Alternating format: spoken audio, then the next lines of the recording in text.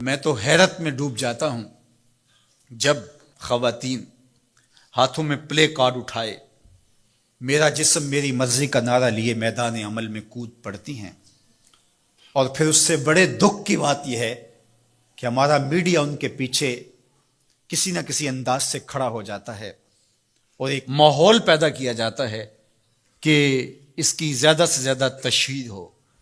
میرا معاشرہ، میرا دین، میری مشرقی روایات، میرا کلچر، میرا تمدن، میری تہذیب اس کی حمایت نہیں کرتا۔ میرا دین تو مجھے اس بات کا سبق دیتا ہے، میری بہن کو، میری بیٹی کو، میری ماں کو، میری بیوی کو میرا دین یہ سبق دیتا ہے کہ وَلَا تَضْرِبْنَ بِأَرْجُلِهِنَّ لِيُعْلَمَ مَا يُخْفِينَ مِنْ زِينَتِهِنَّ، کہ وہ اتنے زور سے قدم بھی نہ رکھیں کہ ان کے پاؤں میں پڑے ہوئے پازیب کی چھنکار غیر مرد کے کانوں تک پہنچے۔ جو اسلام اپنی شہزادیوں کے پاؤں میں پڑے ہوئے پازیب کی جھنکار بھی غیر مرد تک جانے سے روکتا ہے، تو کیسے گوارا کیا جا سکے کہ ٹھمکے لگا کے عورتیں ہاتھوں میں پلے کارڈ اٹھائے بلند آواز سے نعرے لگا رہی ہوں اور جو ہے وہ دھمک دھمک کر کے جو ہے وہ اپنے حقوق مانگ رہی ہو۔ تم حقوق کس سے مانگتے ہو؟ محمد عربی نے تمہیں 14 صدیاں قبل حقوق دیے، اور اگر تم اسلام کو نہیں مانتی اور اسلام کے ضابطوں سے انحراف کرتی ہو تو تمہیں میں ایک نقشہ ماضی کا دکھانا چاہتا ہوں کہ تمہارے وجود کو بھی گوارا نہیں کیا جاتا تھا۔ اٹھا کر کے سسکتی بچی کو زندہ درگور کر دیا جاتا تھا۔ بھائی اس لیے کاٹ دیتا تھا کہ کل کوئی میرا بہنوئی نہ کہلائے۔ عکاس کے میلے میں بیٹوں کے ہاتھوں مائیں فروخت نہیں ہوئی؟ تذلیل کا اور کیا روپ تھا جو عورت نے نہیں دیکھا تھا؟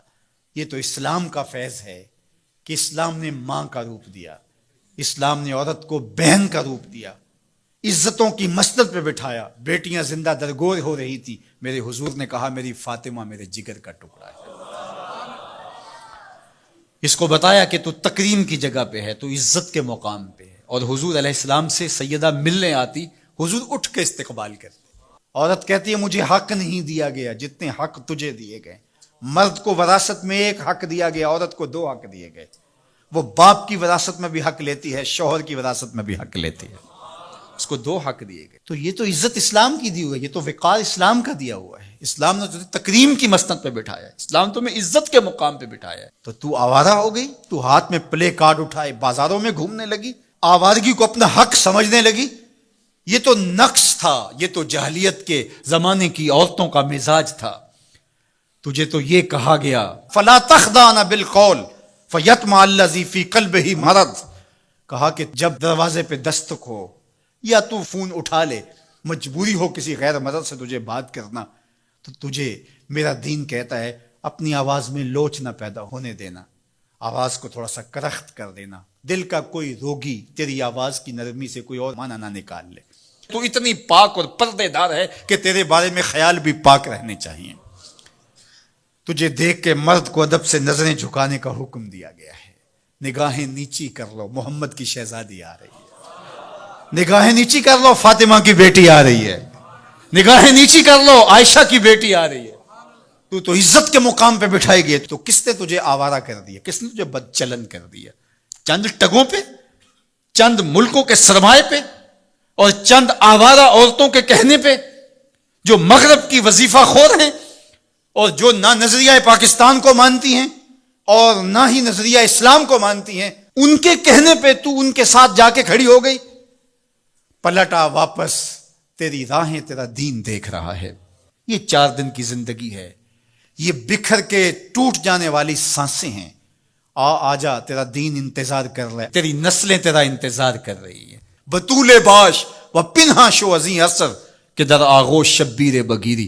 اقبال نے کہا بہن بطول بن جا اور زمانے کی نگاہوں سے پوشیدہ ہو جا، پھر تیری آغوش میں بھی حسین کے جانشین پیدا ہوں گے۔ تو مغرب کی ٹینو نہیں ہے، تو محمد کی بیٹی ہے، اور تیرا پردہ تیرے لیے بوجھ نہیں ہے، تیرے پردے کی ایک ایک سلوٹ تیری آبرو کا پیرا ہے۔ تیرا برقع تیری عظمتوں کا نشان ہے۔ جب تو برقعے میں سمٹ کر، جب تو شرعی پردے کے ساتھ ڈھیلا لباس پہن کے گھر سے کسی کام سے مجبوراً نکلتی ہے تو فرشتے بھی ادب سے سر جھکا لیتے ہیں.